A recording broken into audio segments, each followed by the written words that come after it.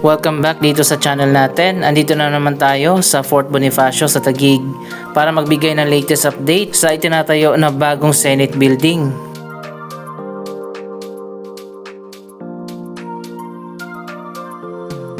Ayon pa nga sa pinakahuling balita, pinirmahan na pala ng Senate President ang detailed architecture and engineering design para sa bagong building ng Senado.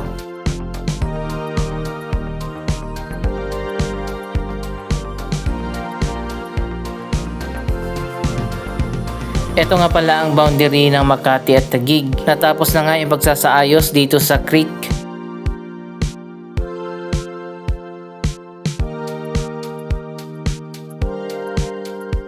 Medyo kakaiba nga ang proyektong ito ng Senado dahil nga ngayon pa lang napirmahan ang detalyadong engineering at architectural design para sa proyektong ito na usually dapat sana bago pa simulan ang proyekto napirmahan na at in-approve na ang detalyadong engineering design bago pa ang construction.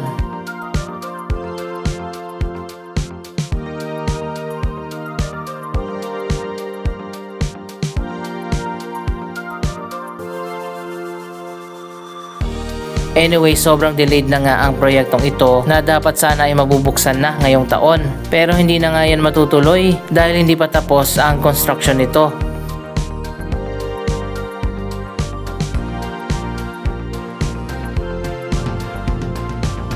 Isa pa sa mga dahilan kung bakit matatagalan bago pa makalipat dito ang Senado ng Republika ng Pilipinas. Nagkaroon pa nga ng investigation ang Senado dahil nga lumobo na ang budget sa proyektong ito.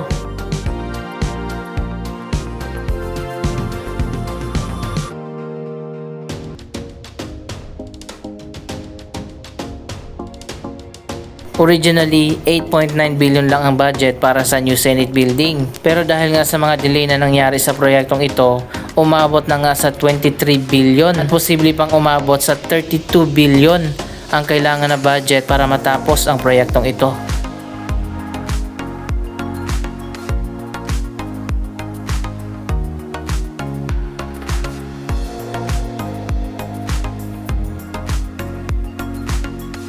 Kung babalikan natin, year 2019 pa nasimulan ang proyektong ito. Mahigit 5 taon na nga at hindi pa nga natatapos.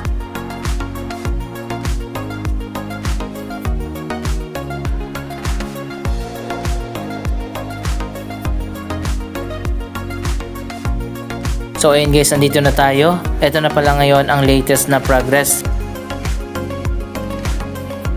May mga bagong street na dito sa paligid ng Senate Building. May mga lamppost na rin at sinisimulan na yung landscaping.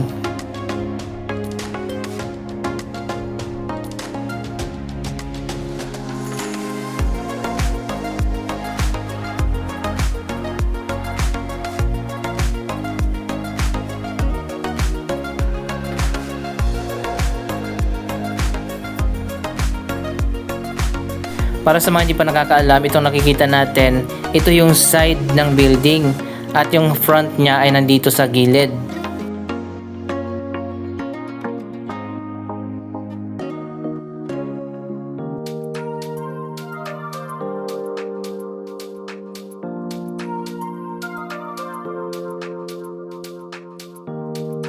Apat na building ang itinayo dito. Ang bawat building ay may 11 na floors. Interconnected naman sa gitna ang bawat building na merong elevated na floor.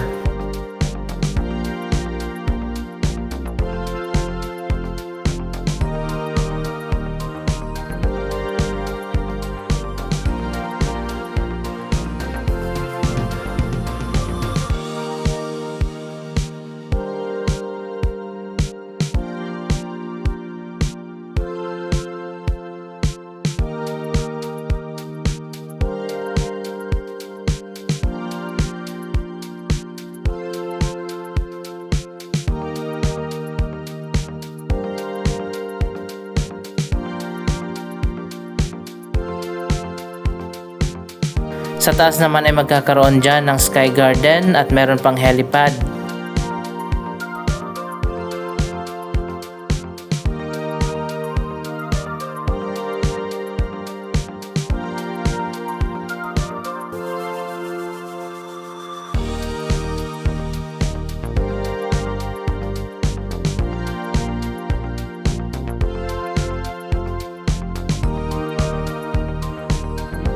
Dito naman yung magiging opisina ng ating mga senador, pati na ang kanilang mga staff.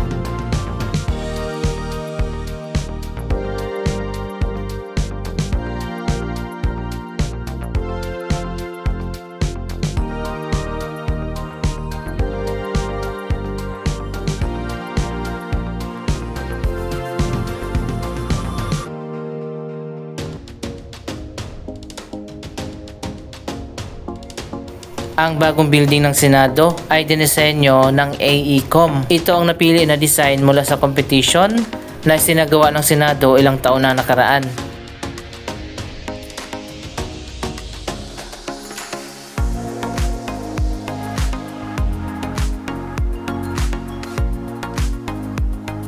Bukod pa sa Senate Building, isang bagong project naman ang itatayo dito, ang Bonifacio Capital District.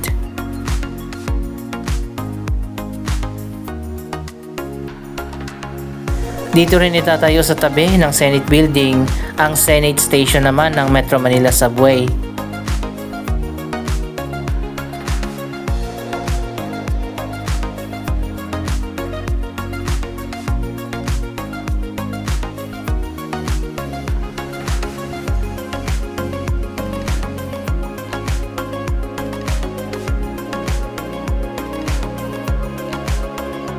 Kapag natapos na ang bagong Senate Building, magkakaroon dito ng iba't ibang mga amenities katulad ng Senator's Lounge, Dignitaries Lounge, Ceremonial Hall at Session Hall.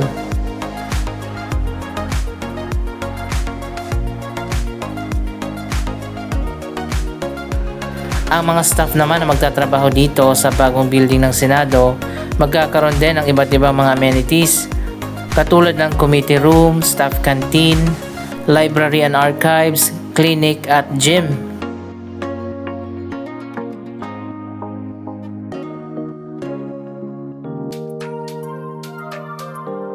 Ang publiko naman ay pwedeng bumisita dito sa bagong building ng Senado kapag binuksan na.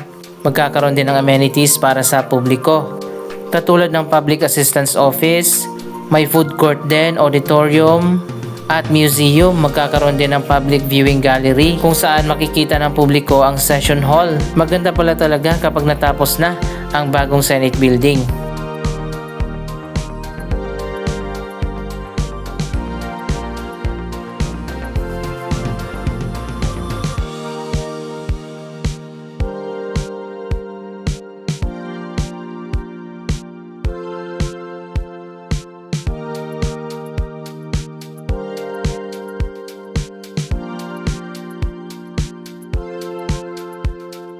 Ibinenta na nga ng Bases Conversion and Development Authority o BCDA ang area na ito dito sa may Navy Village sa halagang 20 billion pesos. Nabili na ito ng Robinsons Land Corporation. At dito na nga itatayo ang Bonifacio Capital District Project.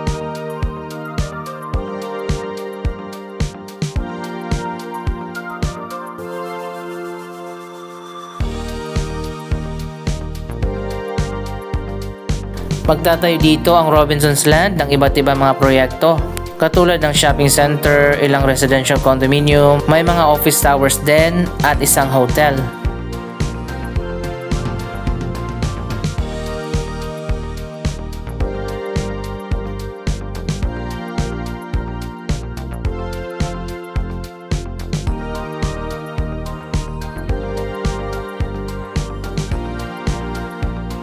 So ayun guys, dito sa gitna yung pinaka main entrance papasok dyan sa loob ng Senate Building.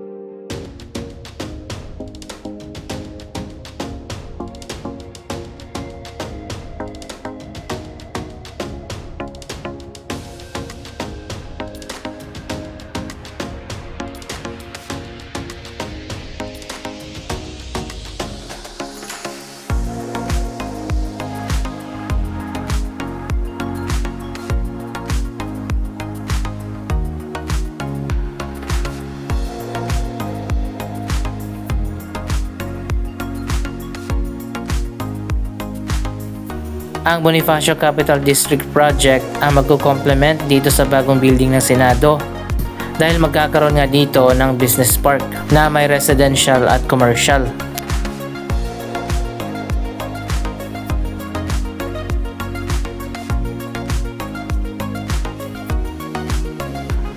Ayon pa nga sa Senado, baka sa last quarter ng year 2026 o di kaya first quarter ng year 2027, inaasahan na matatapos ang proyektong ito.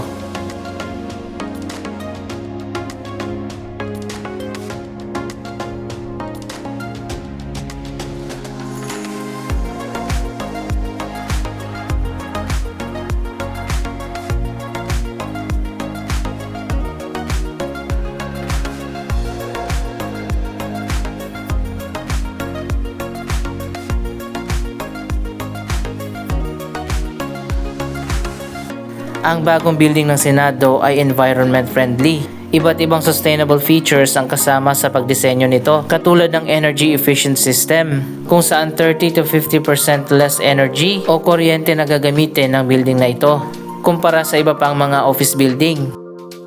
Magkakaroon din ng water conservation features at ginamitan din ng eco-friendly sustainable materials.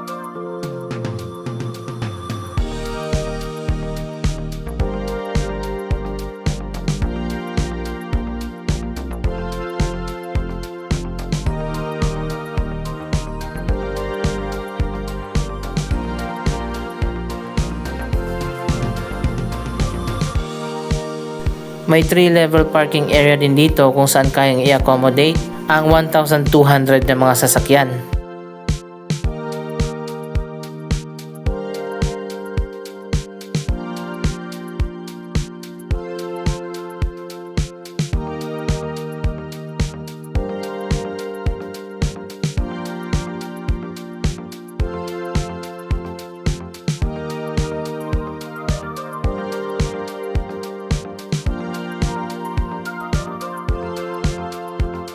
Kaya pala posibleng umabot pa sa 32 billion na kabuang budget para matapos ang proyektong ito, para yan sa iba't ibang mga kagamitan ng mga opisina ng mga senador, katulad ng mga furniture, fixtures at marami pang iba.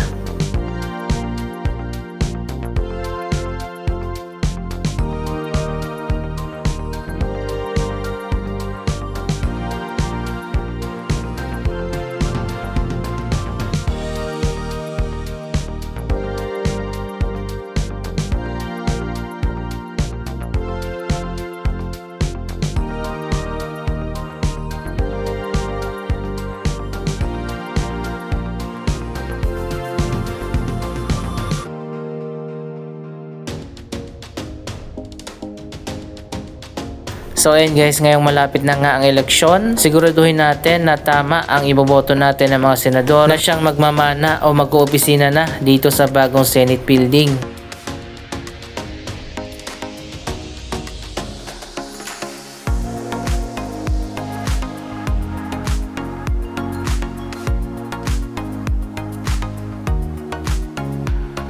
Mula nga dito sa may footbridge yan, kitang-kita natin ang bagong building ng Senado na itinayo dito sa Barangay Fort Bonifacio.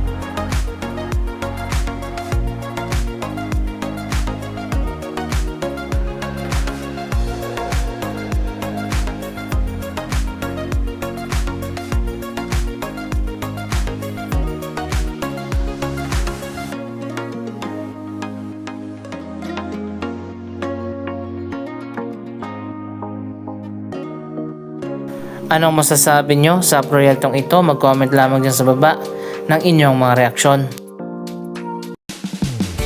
Maraming salamat sa inyong panonood. Huwag kalimutan na mag-subscribe for more updates. Thank you for watching.